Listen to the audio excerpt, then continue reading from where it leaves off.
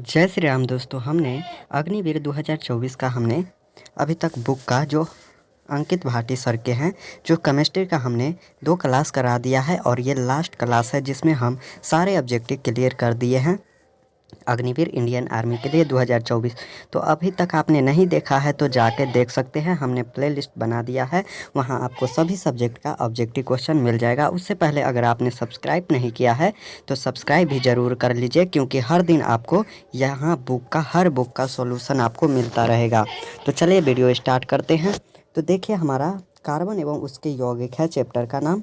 तो चलिए स्टार्ट करते हैं। कार्बन एक क्या है? धातु है। कार्बन क्या है? एक धातु है।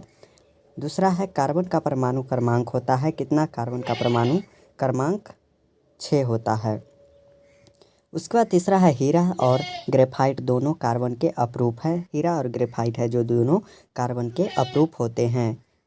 और हीरा संसार का सबसे कठोर पदार्थ है। हीरा है जो संसार का सबसे कठोर पदार्थ होता है। और उस आगे है हीरा ताप एवं विद्युत का कुचालक होता है। हीरा है जो ताप एवं विद्युत का कुचालक होता है। उसके बाद शुद्ध अवस्था में हीरा चमकदार एवं पारदर्शी होता है। शुद्ध अवस्था में हीरा है जो चमकदार भी एवं पारदर्शी होता है, जिसे हम एक से दूसरे जगह हम देख सकते हैं। अशुद्धियाँ होने पर हीरा नीला, लाल और हरा भी होता है। अशुद्धियाँ होने पर हीरा है जो नीला, लाल और हरा भी होता है। उसके बाद हमारा अगला चैप्टर इसमें है पीएच। इसके पीएच मान हमारा, तो किसी पदार्थ की अम्लीय और क्षारीय की माप को पीएच मूल्य कहते हैं। किसी पदार्थ की अम्लीय और क्षारीय की माप को पीएच मूल्य कहते हैं। और किसी विलय में हाइड्रोजन आयन की सांद्रता जितनी अधिक होगी उसका पीएच मान उतना ही कम होगा। और अम्लीय विलय का पीएच मान सदैव 7 से कम होता है और 7 उदासीन होता है। क्षारीय विलय का पीएच मान सदैव 7 से अधिक होता है और उदासीन विलयन का पीएच मान 7 होता है। उसके बाद हमारा है उर्वरकों के अधिक उपयोग से मृदा अम्लीय हो जाती हैं, जो पौधों की वृद्धि के लिए उचित नहीं है। और मानव शरीर 7.0 से 7.8 पीएच पारस के माध्यम कार्य करता है। आगे है मुंह में पीएच मान 5.5 से कम होने पर दांतों का क्षय आरंभ हो जाता है। कम होगा इसे तो दांतों का क्षय आरंभ हो जाता है। और दांतों का इनेमल कैल्शियम फास्फेट से बना होता है, जो पीएच मूल्य कम होने पर संक्षारित होने लगता है। जो पीएच मान है कम होने पर संक्षारित होने लगता है। उसके बाद नेक्स्ट चैप्टर हमारा है विलय। विलय 2 या 2 से अधिक पदार्थों का समभागी मिश्रण है। 2 या 2 से अधिक पदार्थों का समभागी मिश्रण को हम विलय कहते हैं। और विलय के नियम माप पर विलय और विलायक की मात्राओं में एक नियत सीमा तक परिवर्तन किया जा सकता है। एक नियत सीमा तक परिवर्तन हम किया जा सकता है। उसके बाद है जिस विलायक का डाई इलेक्ट्रिक नियतांक जितना अधिक होता है वह उतना ही अच्छा विलायक माना जाता है। और विलयन का वर्गीकरण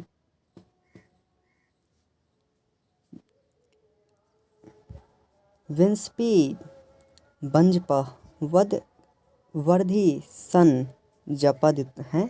जो इसका है विलायक का वर्गीकरण होता है, उसी का इसके फुल नाम है। ये आप नहीं रखिएगा तब पर भी कोई दिक्कत नहीं है, बहुत लफड़ा वाला नाम है। उसके बाद आगे है गैस में गैस का विलय। गैस में जब गैस का विलय होगा तो वायु एवं गैसों का मिश्रण होगा। और गैस से द्रव का विलय होगा तो बादल, कोहरा तथा CO2 और NH3 आदि गैसों का जलीय विलयन होगा। उसके बाद आगे है गैस में ठोस का विलय। वायु में आयोडीन का मिश्रण आदि होता है। द्रव में गैस का विलय है जो जल में CO2 का विलय आदि हैं। और द्रव का विलयन जल में एल्कोहल का विलयन आदि होता है। और द्रव में ठोस का विलय जल में चीनी पारे में लेड आदि का विलयन होता है। उसके बाद है ठोस में गैस का विलयन, पैलेडियम में हाइड्रोजन का विलयन, और ठोस में द्रव का विलयन है जो पारे का सोडियम के साथ अम्ल कम होता है। और ठोस में विलयन, सोने में कॉपर का विलयन, अम्लीय विलयन में H पॉजिटिव आयन और OH निगेटिव आयन की तुलना में अधिक होते हैं।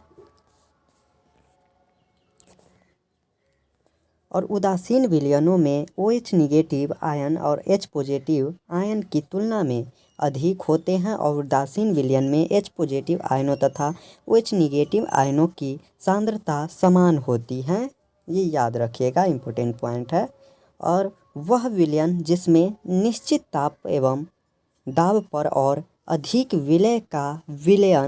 विलय नहीं हो सकता है, संतृप्त विलयन कहलाता है। उसके बाद आगे है यह विलयन जिसमें निश्चित ताप एवं दाब पर और अधिक विलय किया जा सकता है, असंतृप्त विलय कहलाता है। और वह विलय जिसमें विलय की मात्रा विलय की क्षमता से अधिक घुली होती हैं, अति संतृप्त विलयन कहलाता है। कोलार्ड विलयन एवं विषमांग मिश्रण है जिसमें विलय बहुत ही सूक्ष्म अवस्था में उपस्थित रहता है। द्रवरागी एवं या द्रवण स्नेही कोलाइड विलयन को स्नेह करने वाले कोलाइड है और प्रायः अस्थायी होते हैं। स्टार्च, रबर, जिलेटिन, गोंद आदि में से किसी भी पदार्थ को उचित विलयन में मिलाने पर द्रवरागी कोलाइड सरलता से प्राप्त हो जाता है। और द्रव विरागी या द्रव विरोधी कोलाइड विलय को घृणा करने वाले कोलाइड है और स्याही नहीं होते हैं। अघुलनशील लवण को कोलाइड विलयन द्रव वियोगी कोलाइड कहते हैं। द्रव वियोगी हैं जो कोलाइड हम कहते हैं। और प्रकाश को कोलाइड सॉल से गुजारने पर कोलाइड कण प्रकाश को फैलाते हैं तथा प्रकाश की दिशा के लंबवत देखने पर प्रकाश का मार्ग चमकता हुआ दिखाई देता है, जिसे टिन्नड प्रभाव कहते हैं। टिन्नड प्रभाव हम उसे कहते हैं। उसके बाद आगे है कोलाइड कणों की लगातार टेढ़ी मेढ़ी गति करना ब्राउनी गति कहलाता है। और ब्राउनी गति का सिद्धांत है जो रॉबर्ट बाउटन ने प्रस्तुत किया था। और दो अमिश्रणी द्रवों को मिश्रित करने के लिए हिलाया जाता है तो पायस प्राप्त होता है।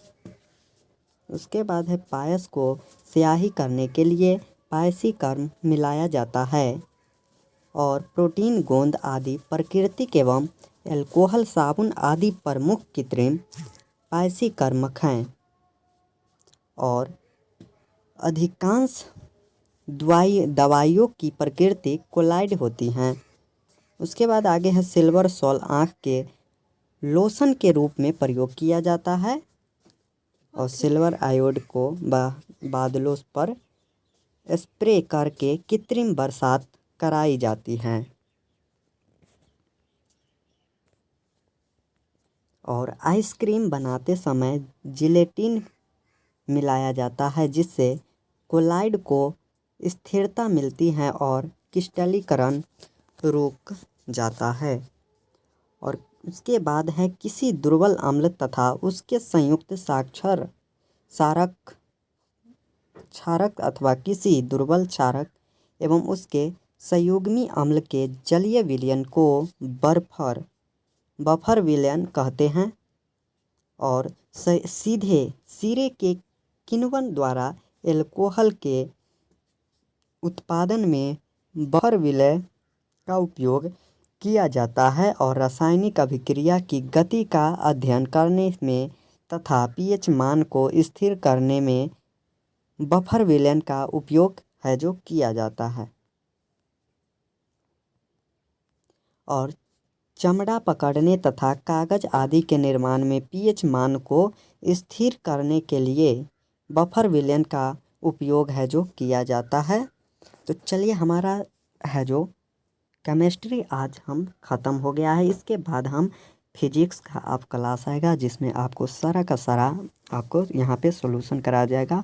जो फिजिक्स 2-3 क्लास में वो भी ख़त्म हो जाएगा। तो आज हम केमिस्ट्री का द एंड हो गया है। उसके बाद हम ये चैप्टर हो जाएगा तो उसके बाद हम आपको एसएससी जीडी का ऑल टू ऑल सब्जेक्टिव पूछा हुआ जितना क्वेश्चन बैंक है वो सभी हम कराएंगे। तो चलिए आज के लिए इतना ही, मिलते हैं नेक्स्ट वीडियो में। अभी तक अगर आपने सब्सक्राइब नहीं किया है तो सब्सक्राइब ज़रूर कर लीजिए और लाइक भी ज़रूर करिए। जब मिलते हैं नेक्स्ट वीडियो में, जय श्री राम।